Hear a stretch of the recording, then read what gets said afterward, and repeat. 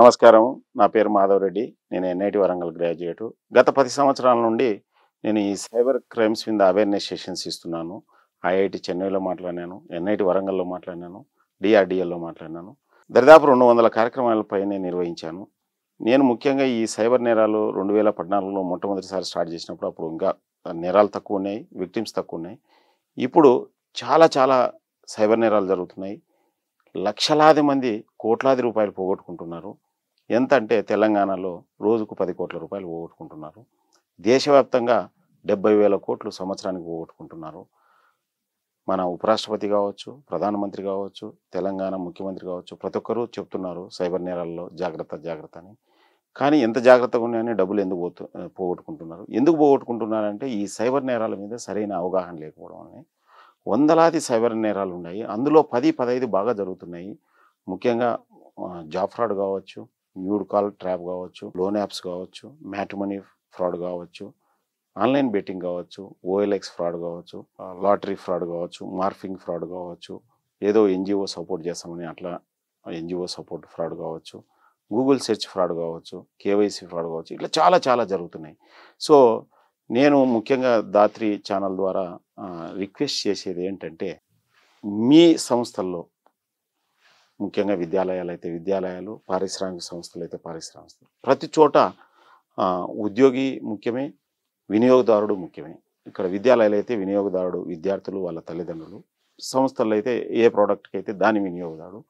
ప్రతి ఒక్కరిని ఆయా సంస్థలు కాపాడుకోవాల్సిన బాధ్యత వాళ్ళదే. ఎందుకంటే వినియోగదారుడు నష్టపోతే వాళ్ళకొచ్చే బిజినెస్ పోతుంది. అలానే ఎంప్లాయీ నష్టపోతే వినియోగదారునికి సర్వీస్ చేయలేము. సో, ఖచ్చితంగా సైబర్ నేరాలపై ఎంత తొందరగా వీలైతే అంత తొందరగా ఆన్‌లైన్ ద్వారా కావచ్చు, ఆఫ్‌లైన్ ద్వారా కావచ్చు, సైబర్ నేరాలపై మీరు అవగాహన కల్పించండి. ముఖ్యంగా ఈ సైబర్ నేరాల మీద ఎప్పటికప్పుడు మీ ఉద్యోగస్తులకి, వినియోగదారులకి అప్డేట్ చేస్తుండండి. ఎందుకంటే రేపొద్దున వాళ్ళు క్షేమంగా ఉంటేనే మీ వ్యాపారము, మీ సంస్థ క్షేమంగా ఉంటుంది. లేకపోతే వాళ్ళు ఇబ్బంది పడితే మీ వ్యాపారం ఇబ్బంది పడుతుంది. సో, అవగాహనే నివారణ. అవగాహన ద్వారానే మనము సైబర్ నేరాలు నివారించవచ్చు.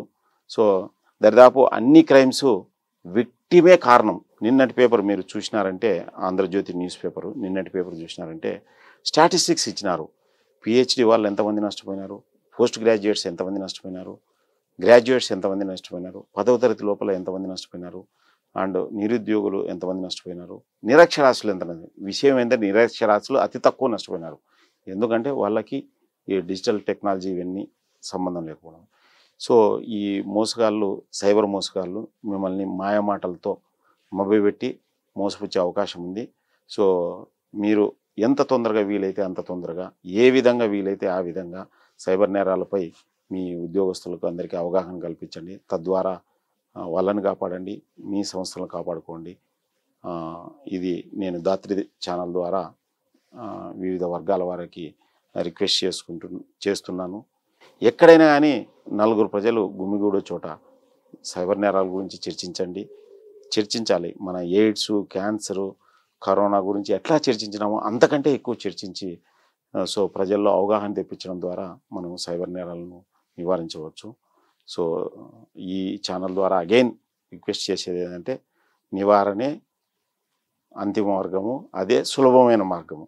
లేదు నష్టపోయినారనుకోండి 1930కి ఫోన్ చేయండి, కంప్లైంట్ చేయండి. ఒకవేళ మీరు పోగొట్టుకున్న డబ్బులు బ్యాంకులో ఉంటే పోలీస్ వాళ్ళు ఫ్రీజ్ చేయగలుగుతారు, మీకు రిటర్న్ ఇప్పించగలుగుతారు. బట్ త్రూ లీగల్ ప్రాసెస్ ద్వారా. అవన్నీ ఎందుకు అడుచు తొక్కనేలా, కాలు గడగనేలా. సో, నేను చెప్పేటి అంటే మోసపోకోకుండా ఉంటే చాలు. మోసపోయిన తర్వాత బాధపడే బదులు. సో, మోసపోకుండా ఎంత జాగ్రత్త పడితే అంత మంచిది. అది కేవలం అవగాహన ద్వారానే వీలవుతుంది. నమస్కారం.